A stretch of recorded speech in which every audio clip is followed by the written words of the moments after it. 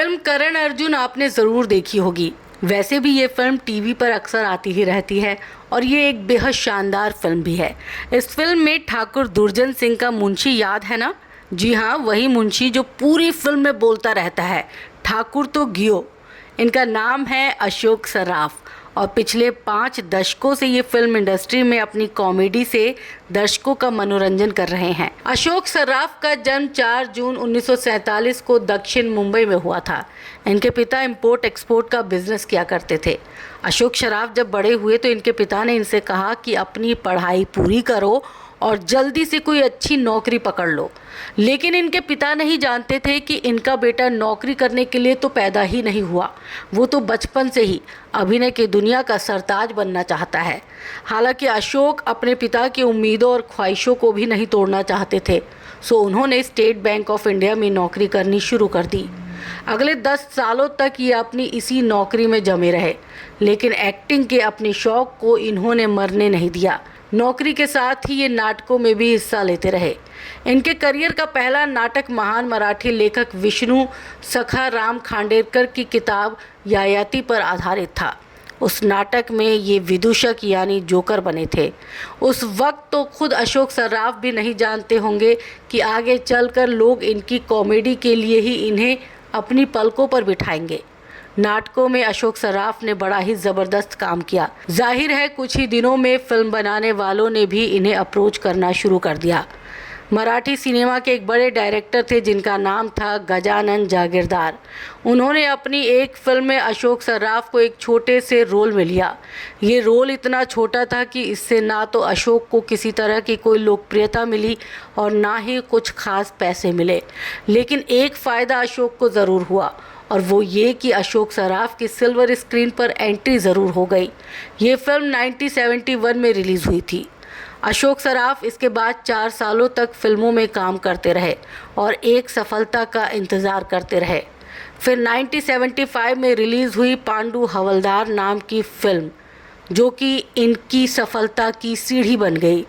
ये फिल्म एक iconic Marathi film है और इसमें दादा कोंडके जैसे बड़े मराठी अभिनेता ने भी काम किया है। इसी फिल्म के साथ ही सही मायनों में इनके करियर की गाड़ी चल निकली।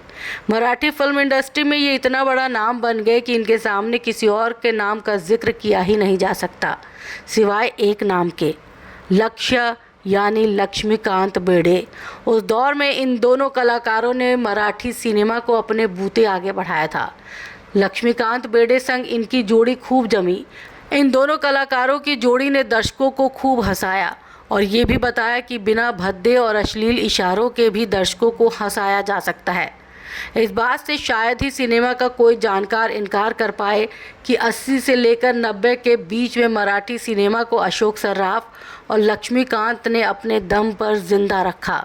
जबकि इस दौर में मराठी सिने इंडस्ट्री बेहद खस्ता हाल थी, लेकिन अपने टैलेंट के दम पर ये 2 कलाकार इन 10 सालों तक मराठी सिनेमा पर राज करते रहे। उस वक्त ये तय था कि किसी फिल्म में अगर ये 2 कलाकार हैं तो वो फिल्म सुपरहिट है। अशोक सराफ और मराठी अभिनेत्री रंजना की जोड़ी को दर्शकों ने खूब पसंद किया। कहा जाता है कि जिस तरह हिंदी सिनेमा में शाहरुख काजोल की जोड़ी पर दर्शकों ने प्यार लुटाया, ठीक वैसा ही प्यार मराठी सिनेमा के दर्शकों ने इन दोनों की जोड़ी पर लुटाया। ये भी अपने आप में एक बड़ी बात मानी जाती है कि अशोक सराफ की पहचान एक कॉमेडी कलाकार की होने के बावजूद रंजना और इनकी जोड़ी को मराठी सिनेमा की सबसे रोमांटिक जोड़ियों में से एक माना जाता है। और केवल रंजना के साथ ही नहीं, निवेदिता जोशी के साथ भी दर्शकों ने अशोक सराफ की जोड़ी को पसंद किया। निवेदिता के साथ काम करने में इनका दिल कुछ यूँ रमा कि इन्हें निवेदिता से इश्क हो गया और फिर साल 1990 में दोनों ने शादी भी कर ली। इन दोनों ने शादी की थी गोवा के श्री मंगेश मंदिर में। दरअसल अशोक सराफ के परिवार की जड़ें गोवा के इसी इलाके से जुड़ी हैं जहां श्री मंगेश मंदिर मौजूद है। इस जोड़ी का एक बेटा भी है जिनका नाम अनिकेत है। हालांकि इनका बेटा इनकी तरह एक्टर नहीं बना, बल्कि उसने खुद के लिए शेफ का करियर चुना। अशोक सराफ के हिंदी फिल्मों के करियर पर नज़र डालें तो इन्होंने काम तो इस फिल्म इंडस्ट्री में बड़ा शानदार किया, लेकिन हिंदी सिनेमा में इनकी प्रतिभा को वो तरजीह कभी नहीं मिली जो मराठी सिनेमा में इन्हें मिली।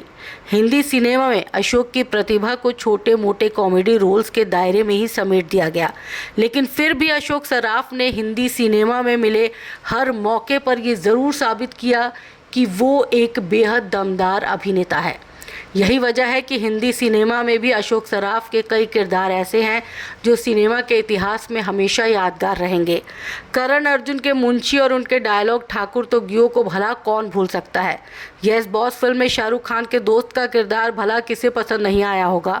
सिंघम का हेड कांस्टेबल का किरदार कौन कम आंक सकता है, या फिर जोरू के गुलाम में गोविंदा के मामा के किरदार पर कौन हंसा नहीं होगा। अशोक सराफ के अभिनय का जलवा छोटे पर्दे पर भी खूब चला। सन 1995 में दूरदर्शन पर आने वाले टीवी शो हम 5 में अशोक सराफ की कॉमेडी को लोग बड़ा पसंद करते थे।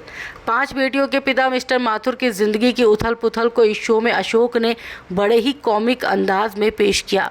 सहारा टीवी पर आने वाला सीरियल डोंट वरी हो जाएगा में भी अशोक सराफ की अभिनय कुशलता का शानदार नमूना पेश किया गया।